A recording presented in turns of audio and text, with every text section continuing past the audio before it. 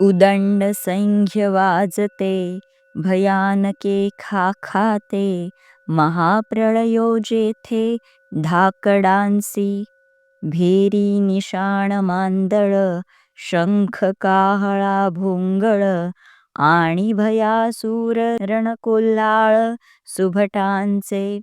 आवेशे भुजात रहाटिती, विसणैले हाका देती, जेथ महामदभद्र जाती आवर्तीना. तेत भेडांची कवण मातो, कांचया केर फिटतो, जेणे दचकला कृतांतो आंगणे घे.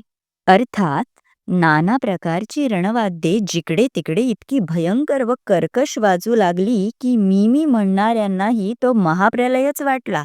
नौबती, डंके, ढोल, शंख, मोठ्या झांजा व कर्णे, आणखी महायोद्ध्यांच्या भयंकर गर्जना या सर्वांची एकच गर्दी झाली. कित्येक योद्धे आवेशाने दंड ठोकू लागले, कोणी त्वेषाने एकमेकांना युद्धार्थ हाका मारू लागले आणि त्या ठिकाणी मदोन्मत्त हत्ती आवर्तनासे झाले.